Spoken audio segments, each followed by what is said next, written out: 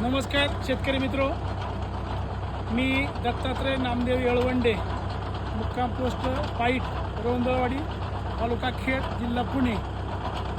आज पहिलाच व्हिडिओ आपल्या माहितीसाठी या ठिकाणी सादर करत असताना मला या ठिकाणी निश्चित आनंद होत आहे की मी या ठिकाणी असणाऱ्या शेतीमध्ये आधुनिक पद्धतीने आणि संपूर्णपणे सेंद्रिय पद्धतीने शेती करण्याचा प्रयत्न करत असून त्या अनुषंगाने मी आपणास या ठिकाणी दाखवू इच्छितो की या ठिकाणी असणारा जवळपास पेरू लागवड केलेली ही 8 एकरमध्ये तैवान पिंक जातीची पेरू लागवड केलेली आहे। त्यामध्ये साधारण 2 एकरमध्ये आंतरपीक म्हणून तैवान पिंकमध्ये गहू घेतलेला आहे।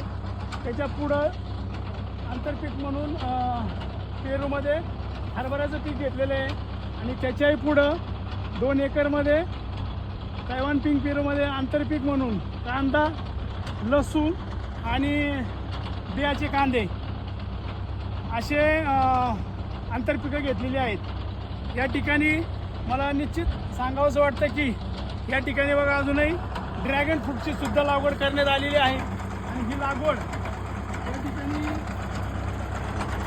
ट्रेलिस पद्धतीने लागवड करण्यात आलेली असून ही 4 एकरमध्ये ड्रॅगन फ्रूटची लागवड करण्यात आलेली आहे। या ठिकाणी जम्बो रेड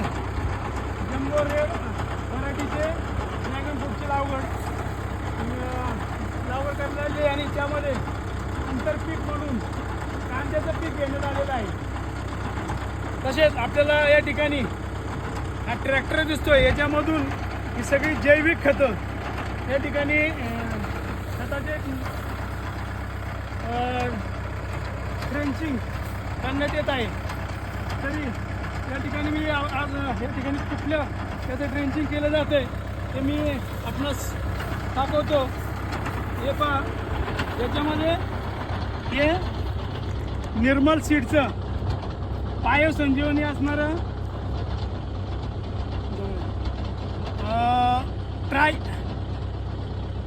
ट्रायकोडर्मा आणि सुडोमोनस यांचं या ठिकाणी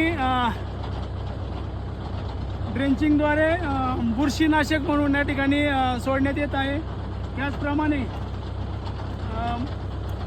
बायो NPK मध्ये या ठिकाणी ग्रोवन इंडियाचं हे आहे फॉस्फेट सोल्युएबल बॅक्टेरिया, म्हणजे ही पोटॅश,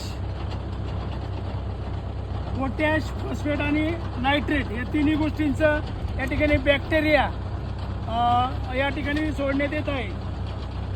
हे पहा, हे आहे नायट्रोजनचं, हे आहे फॉस्फेटचं आणि हे आहे पोटॅशचं।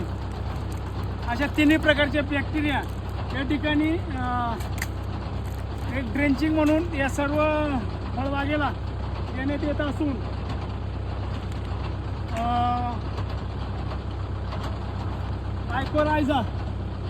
मायकोरायझा सुद्धा या ठिकाणी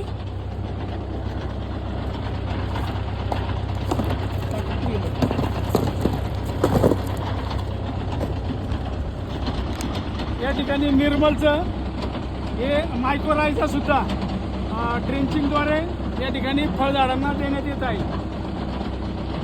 धन्यवाद मित्र। ठीक आहे, आला असेल, बंद नाही केलं।